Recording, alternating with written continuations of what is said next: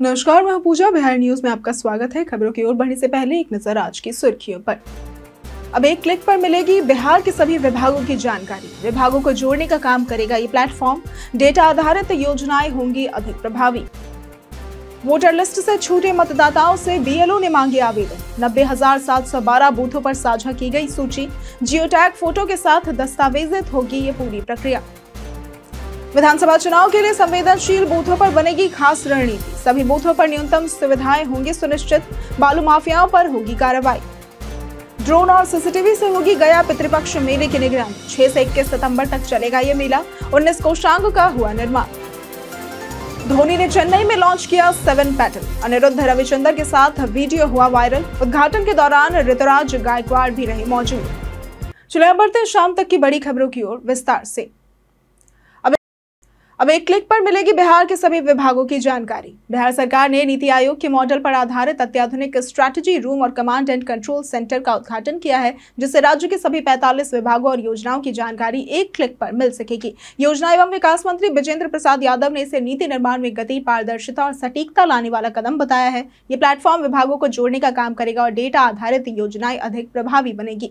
सुशासन का यह नया मॉडल प्रशासनिक क्षमता को नई ऊंचाई देगा। प्रधान सचिव के सेंथिल कुमार ने इसे नीति निर्माण और निगरानी को आधुनिक, पारदर्शी और डेटा संचालित बनाने की दिशा में एक अहम पहल करार दिया है। अगस्त के अंत तक होगा APJ Abdul Kalam science city का उद्घाटन।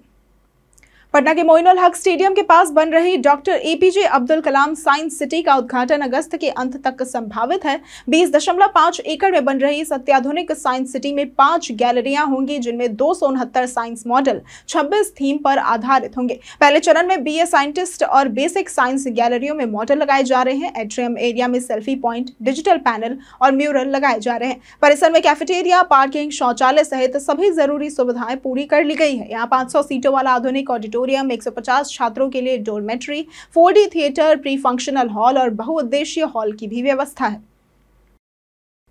डीएसपी संजीव कुमार के ठिकानों पर छापेमारी। बिहार में भ्रष्टाचार के खिलाफ जांच एजेंसियों की कार्रवाई जारी है। मुख्यमंत्री नीतीश कुमार की जीरो टॉलरेंस नीति के तहत विशेष निगरानी इकाई यानी कि एसवीयू ने शुक्रवार तड़के जहानाबाद के डीएसपी संजीव कुमार के पटना, खगड़िया और जहानाबाद स्थित ठिकानों पर छापेमारी की। उन पर 1.52 करोड़ रुपए की आय से अधिक संपत्ति जमा करने का आरोप है। एसवीयू ने कांड संख्या 16/2025 के तहत भ्रष्टाचार निवारण अधिनियम 1988 संशोधित 2018 और बीएनएस 2023 की धारा 61(2)(a) के अंतर्गत केस दर्ज किया है। जांच में पाया गया कि डीएसपी की संपत्ति उनकी ज्ञात आय से कई गुना अधिक है। टीम को छापेमारी में कई अहम दस्तावेज, प्रॉपर्टी डीड और बैंक विवरण भी मिले हैं। कार्रवाई अब भी जारी है। वोटर लिस्ट से छूटे मतदाताओं से बीएलओ ने मांगे आवेदन। भारत निर्वाचन आयोग द्वारा मतदाता सूची के विशेष गहन पुनरीक्षण के तहत बाहर हुए मतदाताओं की प्रारूप सूची गुरुवार को राज्य के सभी 90,712 बूथों पर साझा की गई। बीएलओ ने इन नामों को बूथ लेवल एजेंट्स और अन्य लोगों को पढ़कर सुनाया और छूटे मतदाताओं से आवेदन पत्र मांगा है। ये प्रक्रिया उन लोगों के लिए है जिनके नाम घर पर अनुपस्थित रहने, स्थायी रूप से स्थानांतरण या फिर मृत्यु के कारण सूची से हट गए थे। आयोग ने बीएलओ को ऐसे सभी मतदाताओं से आवेदन लेने का निर्देश दिया है जहां राजनीतिक दलों के एजेंट मौजूद नहीं थे, वहां स्थानीय जनप्रतिनिधियों को सूची साझा की गई। इस पूरी प्रक्रिया को जियो टैग फोटो के साथ दस्तावेजित भी किया गया है। विधानसभा चुनाव के लिए संवेदनशील बूथों पर बनेगी खास रणनीति। मुख्य सचिव अमृतलाल मीणा ने बिहार में आगामी विधानसभा चुनाव को लेकर संवेदनशील बूथों के लिए विशेष रणनीति बनाने का निर्देश दिया है। सभी बूथों पर शुद्ध पेयजल, शौचालय, बिजली, रैंप, शेड, साइनेज जैसी न्यूनतम सुविधाएं सुनिश्चित करने को कहा है। बालू माफियाओं पर निगरानी और कार्रवाई मिशन मोड में करने और अनुमंडलीय पुलिस पदाधिकारियों के साथ बैठक का निर्देश दिया है। बैठक में डीजीपी, सीईओ सहित वरिष्ठ अधिकारी मौजूद रहे। मुख्य सचिव ने चेक पोस्ट पर आधुनिक निगरानी व्यवस्था, जिला कंट्रोल रूम की तत्परता, जघन्य अपराधों पर कड़ी कार्रवाई, फरार आरोपियों पर गैर जमानती वारंट और थानों में गुंडा पंजी की नियमित जांच का आदेश दिया। डीजीपी ने पुराने आपराधिक तत्वों की निगरानी और अवैध कारतूस मामलों की जांच पर बल दिया। राजगीर में एशियन रग्बी टूर्नामेंट का हुआ उद्घाटन।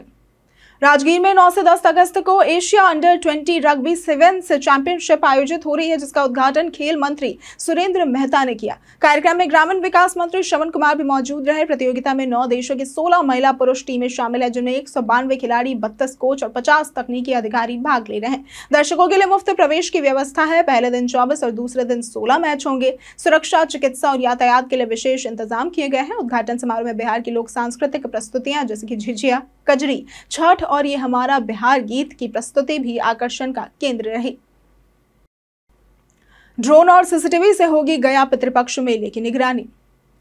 गया जी में पितृपक्ष मेला 2025 को भव्य और व्यवस्थित बनाने की तैयारियां जोरों पर है। मेला 6 से 21 सितंबर तक चलेगा और इसके लिए 19 कोषांग भी बनाए गए हैं। श्रद्धालुओं के ठहरने हेतु 751 स्थान चिन्हित किए गए हैं, जिनमें टेंट सिटी, होटल, धर्मशाला, सामुदायिक भवन और पुलिस आवास शामिल है। क्षेत्र में साफ सफाई, जलापूर्ति, सड़क, स्वास्थ्य और रोशनी की व्यवस्थाएं अंतिम चरण में है। 16 पार्किंग स्थल, 158 रिंग बस और 65 फ्री ई रिक्शा की व्यवस्था भी होगी। सुरक्षा हेतु मेला क्षेत्र को 43 जोन और 209 सेक्टर में बांटा गया है, जहां ड्रोन, सीसीटीवी और पुलिस बल की तैनाती होगी। अतिथि देवो भव के भाव से प्रशासन तैयारियों में जुटा है। पाकिस्तान जिंदाबाद सुनते ही भड़के खान सर, छात्र पर लिया एक्शन। खान सर की क्लास में उस वक्त हड़कंप मच गया जब एक ऑनलाइन स्टूडेंट ने पाकिस्तान जिंदाबाद लिख दिया। घटना अंतिम सोमवार की है, जब खान सर माथे पर चंदन लगाए हुए क्लास ले रहे थे और मेडिकल क्षेत्र में कदम रखने की योजना छात्रों को बता रहे थे। आपत्तिजनक कमेंट देखते ही खान सर आग बबूला हो गए और तुरंत उस स्टूडेंट को ब्लॉक करने, बैच से निकालने और सभी डिटेल्स जुटाने का आदेश दे दिया। उन्होंने सख्त लहजे में कहा कि हमारे क्लास में गुंडई बर्दाश्त नहीं।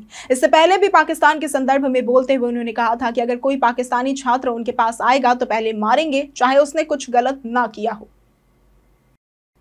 बिहार में भारी बारिश को लेकर ऑरेंज अलर्ट हुआ जारी। बिहार में मानसून सक्रिय है और गोपालगंज में तेज बारिश भी शुरू हो चुकी है। पटना सहित कई जिलों में बादल छाए हुए हैं। मौसम विभाग ने 19 जिलों में ऑरेंज और बाकी के जिलों में येलो अलर्ट जारी किया है। अगले 48 घंटे में तेज हवा, आकाशीय बिजली और भारी बारिश की चेतावनी है। पटना और मुंगेर में गंगा का जलस्तर खतरे से ऊपर है। मुंगेर के चंडिका स्थान मंदिर में 6 फीट पानी भरने से मंदिर बंद कर दिया गया है। बेगूसराय, खगड़िया और वैशाली में कई स्कूल बंद कर दिए गए हैं, तो बक्सर में गंगा का पानी सड़क पर बह रहा है। अब तक बिहार में 27% कम बारिश हुई है, तो रोहतास में 56.6 मिलीमीटर बारिश दर्ज की गई है। बिहार के सीमांचल क्षेत्र को मिली वंदे भारत एक्सप्रेस की सौगात।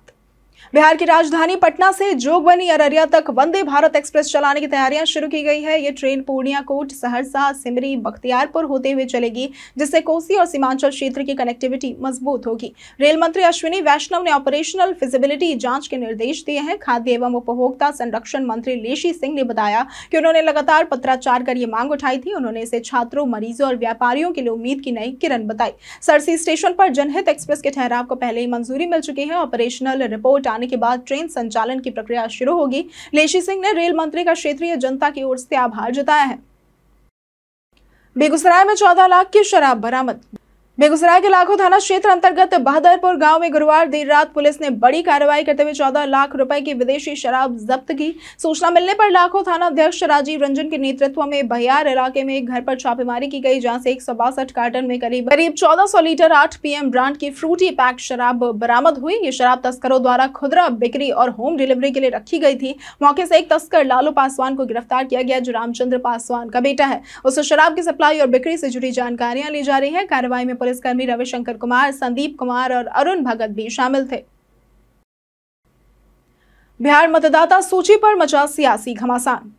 बिहार में प्रारूप मतदाता सूची जारी होने के बाद राजनीतिक माहौल गर्मा गया है। नेता प्रतिपक्ष तेजस्वी यादव ने आरोप लगाया कि लाखों गरीब और वंचितों के नाम सूची से हटा दिए गए हैं। उन्होंने चुनाव आयोग से पूछा कि 65 लाख मतदाताओं को मृत, स्थानांतरित या अनुपस्थित घोषित करने का आधार क्या है। वहीं आयोग ने इन आरोपों को खारिज करते हुए कहा कि कोई योग्य मतदाता नहीं छूटेगा और दावा आपत्ति की प्रक्रिया भी जारी है। आश्चर्यजनक रूप से अब तक किसी राजनीतिक दल ने कोई दावा या आपत्ति दर्ज नहीं कराई है। मतदान केंद्र और BLO की संख्या बढ़ाई गई है। पटना, मधुबनी, मुजफ्फरपुर जैसे जिलों में हजारों नाम हटा दिए गए। मांझी के पार्टी के नेता ने थामा कांग्रेस का हाथ।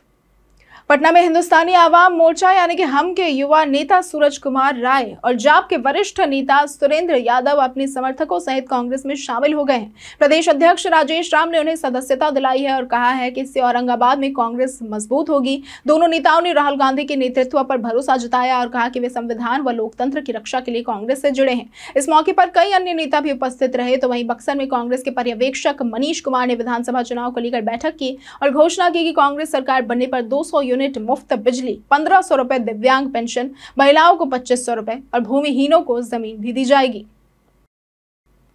अशोक चौधरी ने महागठबंधन पर साधा निशाना। बिहार सरकार के मंत्री अशोक चौधरी ने इंडिया गठबंधन की वोट अधिकार यात्रा पर तीखा हमला करते हुए कहा कि गड़बड़ी का आरोप लगाने वाले खुद अपने पूरे परिवार का फॉर्म भर रहे हैं। अगर गड़बड़ी होती तो 1 महीने का समय क्यों दिया जाता। मां सीता मंदिर के शिलान्यास पर उन्होंने कहा कि मुख्यमंत्री नीतीश कुमार के लंबे प्रयासों का नतीजा है और अमित शाह की उपस्थिति शुभ संकेत है। तेजस्वी यादव को चुनाव आयोग के नोटिस पर उन्होंने कहा कि न्यायालय में लंबित मामले पर सार्वजनिक बहस नहीं होनी चाहिए। चुनाव बहिष्कार की बात पर उन्होंने कहा कि कोई बहिष्कार करे तो दूसरा जीत जाएगा, इसमें कोई बड़ी बात नहीं है। धोनी ने चेन्नई में लॉन्च किया 7 पेडल। भारतीय क्रिकेट टीम के पूर्व कप्तान MS धोनी चेन्नई में मशहूर म्यूजिक डायरेक्टर अनिरुद्ध रविचंद्र के साथ पिकल बॉल कोर्ट पर नजर आए। दोनों का वीडियो सोशल मीडिया पर वायरल हो रहा है। धोनी ने चेन्नई के पलावकम में अपना नया स्पोर्ट्स वेंचर 7 पेडल लॉन्च किया, जो 20,000 स्क्वायर फुट में फैला हुआ है। इसमें 3 pedal court, pickle ball court, swimming pool, gym, recovery room, cafe और सोना मौजूद है। उद्घाटन के दौरान चेन्नई सुपर किंग्स के कप्तान ऋतुराज गायकवाड़ भी मौजूद थे। पैडल टेनिस और स्क्वॉश का मिश्रण है जिसे युगल वर्ग में खेला जाता है। धोनी का लक्ष्य इस खेल को पूरे भारत में लोकप्रिय बनाना है और अनिरुद्ध और धोनी ने साथ मिलकर जमकर इस खेल का लुत्फ भी उठाया। बीते दिन हमारे द्वारा पूछे गए सवाल का जवाब आप लोगों में से बहुत लोगों ने हमारे कमेंट सेक्शन में लिखकर दिया है। जिन्होंने हमारे द्वारा पूछे गए सवाल का जवाब दिया है उनके नाम है रंजीत यादव, गौतम कुमार, मनोज दास, जितेंद्र ठाकुर, शंकर बैठा, रवि मोहन वर्मा, अंश कुमार, राकेश मिश्रा, मुन्ना प्रसाद, अर्जुन राम, नौशाद रजा, जगन्नाथ शाह, अनवर करीम खान, बाबूलाल मरांडी, कामेश्वर सिंह, चंदा तिवारी, शिवम सिंह, राजकिशोर महतो, रूबी ठाकुर और प्रीति यादव। इसी के साथ बढ़ते हैं आज के सवाल की ओर। आज का सवाल है, आपके क्षेत्र में मौसम का क्या हाल है? आप अपना जवाब हमें हमारे कमेंट सेक्शन में लिखकर जरूर बताएं। आज के लिए सिर्फ इतना ही। बिहार के तमाम खबरों के साथ बने रहने के लिए देखते रहें बिहारी न्यूज और साथ ही अगर आप यूट्यूब चैनल पर देख रहे हैं तो चैनल को सब्सक्राइब करें और अगर आप फेसबुक पेज पर देख रहे हैं तो लाइक और फॉलो जरूर करें।